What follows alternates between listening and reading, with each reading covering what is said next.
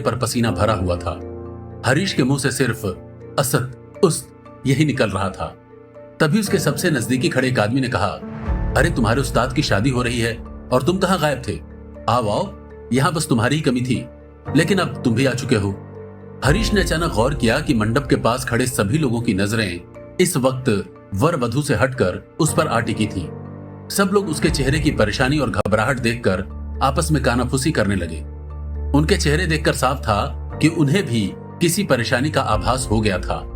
तभी हरीश ने मंडप पर बैठे भृगु की ओर देखा जो उसे घूर रहा था। भृगु शादी की रस्म तो निभा रहा था, लेकिन उसकी नजर लगातार हरीश पर बनी हुई थी। उसने भौहें चढ़ाते हुए हरीश को देखा और इशारे से पूछा। हरीश बताना चाहता था क्योंकि उसने बाहर खड़े हुए खतरे को देख लिया था।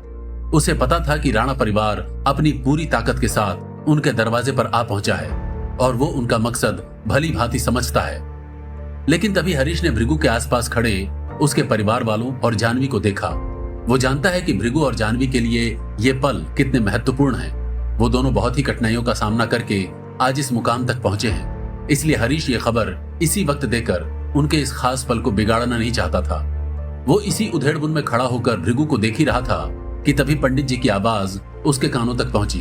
उन्होंने जानवी से पूछा, और क्या आप भी वर से कुछ कहना चाहती हैं? जानवी ने भी भृगु की आंखों में देखा और कहा, मेरे लिए ये मायने नहीं रखता है कि आप अमीर हैं या गरीब। मैंने ये सब सोचकर आपसे प्यार नहीं किया था, बल्कि मैंने तो आपकी सादगी से प्यार किया है। इसलिए मैं भी वचन देती हूँ कि किसी भी मुसीबत में मैं आपको अकेला नहीं छोड़ूंगी और आपकी पत्नी होने की सारी जिम्मेदारी पूरी ईमानदारी से निभाऊंगी। पंडित जी ने भृगु से अपने 7 फेरे पूरे करने के लिए कहा। उसने और जानवी ने 7 फेरे एक दूसरे का हाथ पकड़कर खुशी खुशी पूरा किया। उसके बाद पंडित जी ने भृगु को सिंदूर की डिब्बी दी और जानवी की मांग भरने के लिए कहा। मांग भरते हुए भृगु से थोड़ा सिंदूर जानवी पर गिर गया, जिसे देखकर कीर्ति ने मजाक में कहा, अरे वाह जानवी, तेरी तो किस्मत खुल गई। देख, मांग ही नहीं, पूरी नाक भी लाल हो गई है। लगता है वाकई में मेरे भैया तुझे बहुत प्यार करेंगे। जानवी शर्मा गई और भृगु भी मुस्कुराने लगा। बाकी लोग भी वर और वधू पर फूलों की बारिश करने लगे और मंडप के चारों ओर फुलझड़ी जलने लगी। वहां मौजूद हर कोई इस नए शादीशुदा जोड़े को उनके नए जीवन के लिए बधाई दे रहा था। शंभू काका ने जानवी को आशीर्वाद देते हुए अपने परिवार के नए सदस्य के रूप में उसका स्वागत किया। वहीं जानवी के माता पिता ने भी भृगु और जानवी को एक सुखद गृहस्थ का आशीर्वाद दिया। जानवी की खुशी का तो कोई ठिकाना ही नहीं था। कीर्ति भी उसे गले लगाकर बधाई दे रही थी। भृगु के चेहरे पर भी एक ठहराव था और इस शादी के अच्छे से निपट जाने पर वो निश्चिंत था।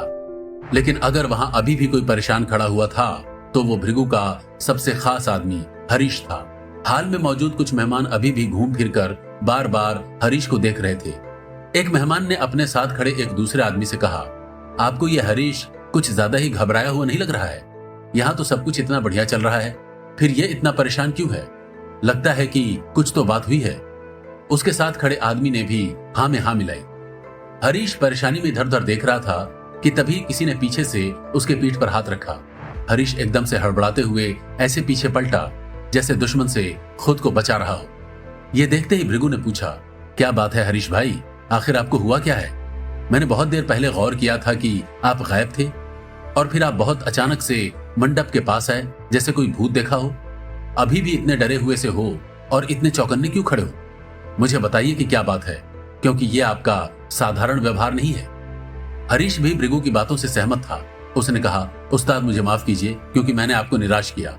आपने मुझसे साफ साफ कहा था कि इस शादी में कोई तमाशा नहीं होना चाहिए और आपने इस पार्टी की सिक्योरिटी की जिम्मेदारी मुझ पर भरोसा करके सौंपी थी, लेकिन मैं आपके उस भरोसे पर खरा नहीं उतर पाया।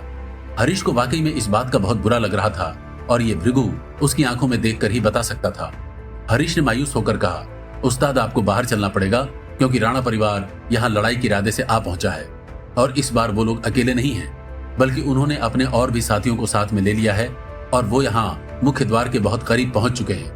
मुझे माफ कीजिए कि मैं आपकी शादी के दिन आपसे ये करने को कह रहा हूँ, लेकिन ये अब टल नहीं सकता है। तभी उन दोनों के पास खड़े एक आदमी ने यह बात सुन ली और उसने चिल्लाकर पूरे हॉल में ढिंढोरा पीट दिया।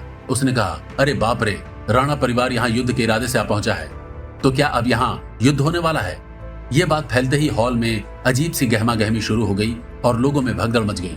कुछ लोग तो वहां से डरकर भाग जाना चाहते थे, लेकिन कुछ लोग इस पूरी लड़ाई को अपनी आंखों से देखना चाहते थे।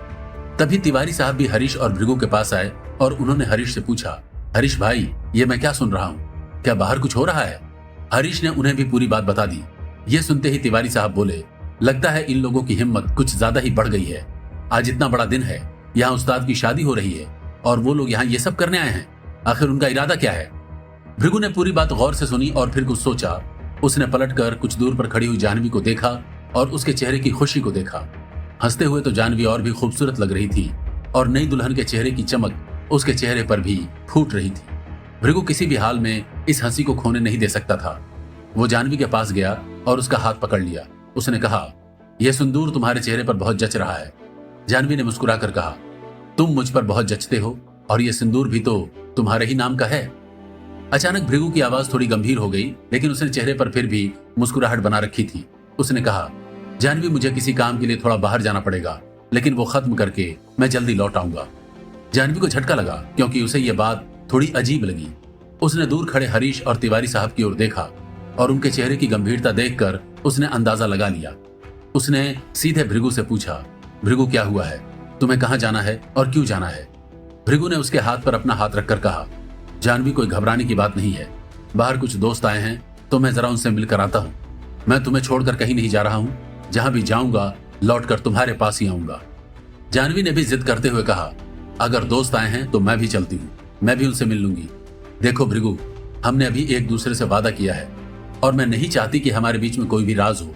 तुम अपने दिल की बात मुझे बता सकते हो, चाहे फिर खुशी हो या कोई परेशानी हो। प्लीज मुझे बताओ कि तुम कहाँ जा रहे हो। भृगु ने उसे समझाते हुए कहा, जानवी, मुझे अपने सारे वादे याद हैं और इसलिए कह रहा हूँ कि मेरा जाना बहुत जरूरी है, लेकिन मैं जल्दी लौट आऊंगा। तुम तब तक सबके साथ बैठो या चाहे तो कमरे में जाकर थोड़ा आराम कर लो, मैं अभी आता हूँ। इतना कहकर भृगु हरीश और तिवारी साहब के साथ अपने बाकी आदमियों को लेकर वहां से निकल गया। अब हॉल में लोग काफी जोर शोर से आगे होने वाली लड़ाई की बात करने लगे थे। कुछ लोगों को पता चल गया था कि राणा परिवार यहाँ आया हुआ है और ये भी कि वो अकेले नहीं बल्कि अपने साथ पूरी फौज लेकर आया है। लोग आपस में बात कर रहे थे कि क्या भृगु ऐसे माहौल को संभाल पाएगा या आज यहाँ कोई बहुत बड़ा तमाशा हो जाएगा। भृगु के जाने से और लोगों की बातें सुनकर जानवी का चेहरा उतर गया था और उसकी शक्ल रोने वाली जैसी हो गई। तभी कीर्ति उसके पास आई और पूछा, क्या हुआ जानवी, तू इतनी परेशान क्यों लग रही है और भैया कहाँ हैं? जानवी ने रोते हुए ही कहा, वो चले गए कीर्ति, मुझे यहाँ अकेला छोड़कर पता नहीं कहाँ चले गए। मुझे बहुत डर लग रहा है, पता नहीं बाहर कौन लोग आए हुए हैं।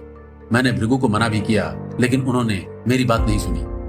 कीर्ति को भी ये बात थोड़ी अजीब लगी, लेकिन वो जानती थी कि अगर भृगु इस मौके पर ऐसे गया हुआ है तो शायद कोई बात हुई है। वो ज्यादा कुछ कहकर जानवी के डर को बढ़ाना नहीं चाहती थी, पर उसे भी अपने भाई की बहुत चिंता थी।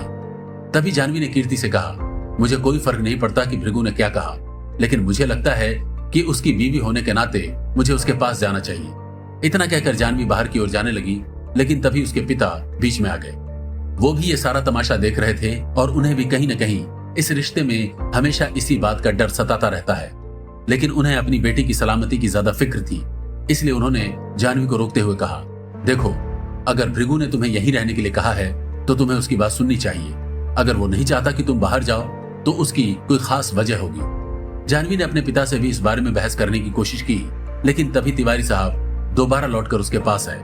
उन्होंने जानवी को समझाते हुए कहा, देखिए, आप बिल्कुल मत घबराइए, क्योंकि वो उस्ताद हैं। उन्हें नुकसान पहुंचाना किसी के लिए आसान बात नहीं है और वैसे भी हम उनके साथ हैं और हमारे रहते आपको इतना परेशान होने की जरूरत नहीं है।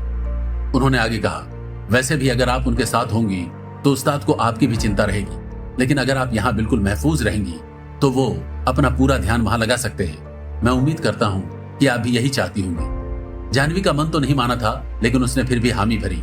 उसे यकीन नहीं हो रहा था कि इसी जगह पर कुछ देर पहले उसकी और भृगु की शादी हुई है और अब भृगु उससे दूर किसी मुसीबत में फंसा हुआ है। उन दोनों को तो अपनी जिंदगी शुरू करने का मौका भी नहीं मिला और ये नई मुसीबत उनके जीवन में आ पहुंची है। जानवी ये सोचकर भी डर रही थी कि अगर इन सब में भृगु को कुछ हो गया तो वो क्या करेगी। वहीं हॉल में मौजूद अभिषेक मन ही मन बड़ा खुश हुआ। उसे तो वैसे भी भृगु को तकलीफ में देखकर बहुत सुकून मिलता है।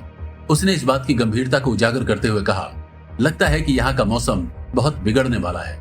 आखिर राणा परिवार अपनी इज्जत का बदला लेने पहुंच ही गया है और अब तो वो अकेले भी नहीं है। बेचारा भृगु तो अपनी शादी में भी पूरे मजे नहीं कर पाया और उसकी खुशी आधे में ही खत्म हो गई। क्या मतलब है तुम्हारा, खुशी खत्म हो गई? उसके बगल में आकर श्रेय ने उसकी आंखों में घूरते हुए कहा। उसने गुस्से में अभिषेक से कहा, तुम्हें तो हमेशा ही मेरे गुरुजी से कोई परेशानी रहती है। तुम्हें उनकी तकलीफ देखकर बहुत मजा मिलता है। लगता है तुम अपने पिछली बार की बेइज्जती भूल गए हो।